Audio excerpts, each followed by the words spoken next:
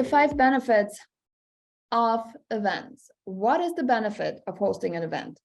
There are 5 of them. I do want to go over with you real quick. One of them obviously is awareness. Awareness of who are you? And the who are you takes so much work, guys. It really does. Coca-Cola did not become a who are you? Oh, I know you're Coca-Cola, because they were not in people's faces. You need to promote yourself over and over and over and over. And you might feel like you are in everybody's face, but really, they're not paying attention. If I share with you how much promotion I've done for this summit, you'd be like, oh my gosh, I can't believe it, because you would have never noticed it. How many of you guys saw me post 2 to 3 times a day? Probably not a ton of you. How many of you guys saw I don't know, let's see. How many emails did we send? I sent a lot of emails on this event. 11, plus the one you got today. How many of you guys saw the 11 emails that went out in the matter of less than 2 weeks, right?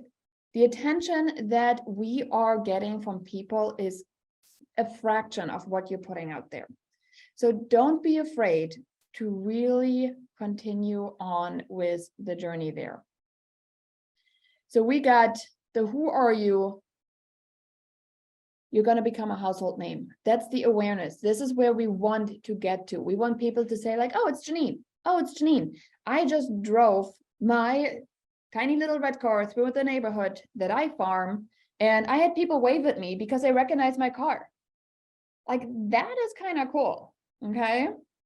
They also know that once you become a household name, it equals trust.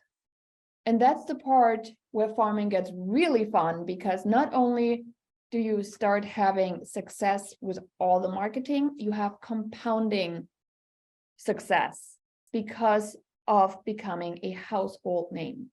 And this is why I so believe in being hyper local, because everything I do is compounding. Everything I do is just helping me become a stronger household name that people trust. And trust is something that is not easily given these days anymore. Everybody feels like they're out for themselves. So when somebody needs to have a real person in front of them, giving them a real answer to, are you really giving me the best commission deal around? That's a big, big question right now. One that I honestly don't encounter a lot, because the trust that I bring to the table, well, your 40 neighbors trusted me in the last couple of years. You can trust me too. This is huge. And being aware that you are the go-to person in an area, letting you build your brand hyper-locally is just one of the most amazing perks when it comes to events. Number 2, goodwill, not the store. We're talking about you. The law of reciprocity is amazing. You really want to make sure that you have the intention of doing good. If you go in with the intention of, I want business and you better sell your house with me, not really gonna work, okay? Pouring into a community does require effort, and you will not keep at it unless you're really going to put in the work with all your heart. And this is why I love connecting with so many people hyper locally, because they are good agents. You guys are here because you want to pour into the community, right? And Wendy just asked, hey, don't you have a sticker? I do have a sticker on the back hatch, but my past client saw me coming from the front. So just a regular red car like anybody else, but recognizing who was driving it. That was huge. So with the goodwill and the law of reciprocity, I've had a lot of people call me and say, we know you do so much for the community. You do so much that now I would love to hire you because you are a good person. People want to do business with good people. right? You can be the best at everything. If people can't stand you, like that's a problem, right?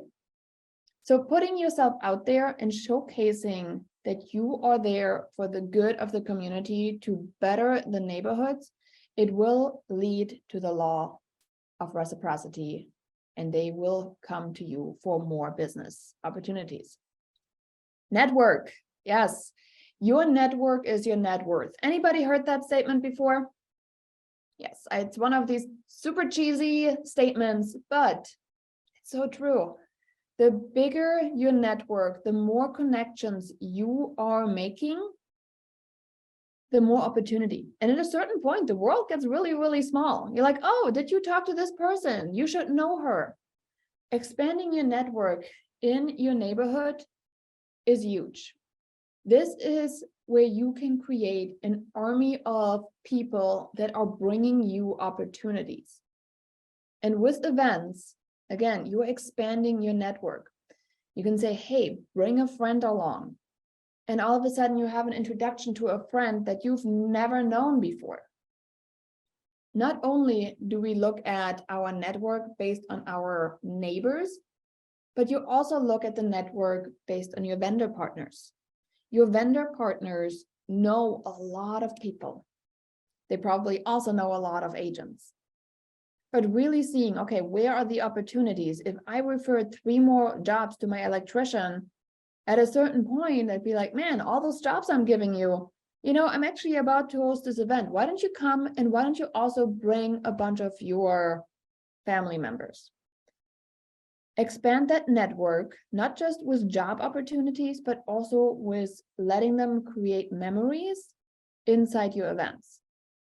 Your network is becoming stronger because of it. And with that, you will find more opportunities. Your local small businesses too, if you're getting them involved as vendors, if you're giving them opportunities, I'm doing this right now for my own event.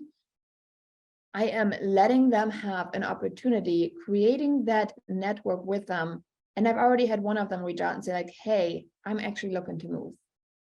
Create the opportunities for them and let them become part of what you do in your events. Every time you have a small business, I want you to really think, who else can I partner with that's a small business? Who else would be in perfect alignment for that event? And expand it. All right, we got to talk about leads.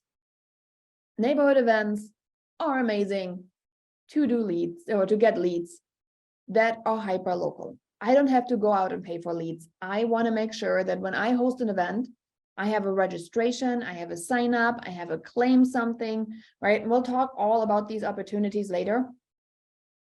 But you want to make sure you are getting in front of these people, not just once, but remember, lifetime value of a customer, right? You want to get in front of them. And maybe they're not the one selling for the next 3 years, 5 years, 10 years, 20 years. But don't you think they might know somebody where they can say, I know this person. I know the person that you need to get in front of. Oh, let me close that. There you go. You really have an amazing opportunity by getting more leads in through your events. And when I get more leads, they become part of my email marketing system, which is completely free, guys.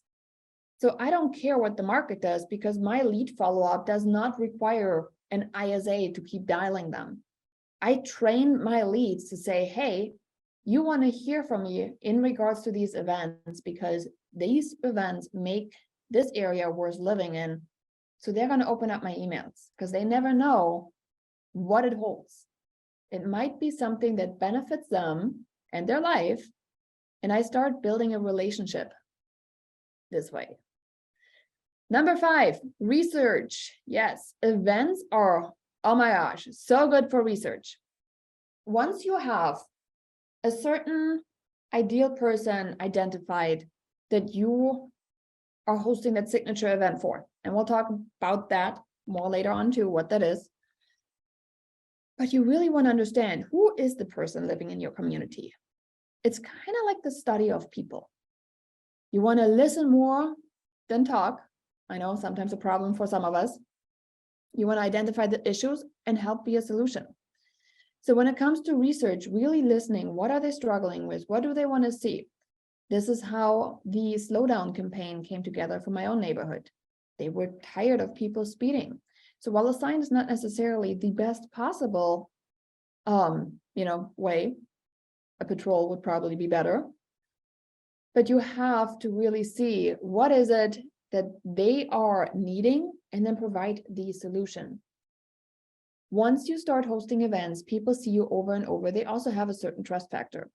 And I just had it happen yesterday, believe it or not, that I had a neighbor reach out and she said, I've been looking at your latest listing videos and they are just really fast paced. I liked them better before. How many of your neighbors that you're trying to convert are actually reaching out to tell you, you know what, I did that better? Because if this is their listing and they don't like the way you do things, you've already lost. They're going to find somebody else. Having enough trust lets me now do the research and say, okay, there was too many fast transitions. We need to slow it down again because my ideal person doesn't like it as fast paced. It sounds crazy, but that is the market research. Huge companies are doing market research for a reason, because it doesn't matter what I think I like. It's all about making sure what they see they like. Things like, oh my gosh, I love how you always have this. Oh, great. Thanks so much for letting me know. Oh my gosh, I love how you never have vacant pictures in the MLS. It makes me feel so safe. Oh, that's great. Guess what? When I go on that listing appointment, I know to make sure I say, hey, I know you've already moved out by the time we're listing it, but remember, we're not going to have your vacant home pictures out there. We're going to make sure we'll get it all staged, all done. This is now, based on research, a way for me to connect better and be the solution to their problems. So I hope that makes sense. So let's recap. Events, the benefit are awareness, their goodwill, your network expansion, obviously leads, that's what we're all here for. And last but not least, the research component.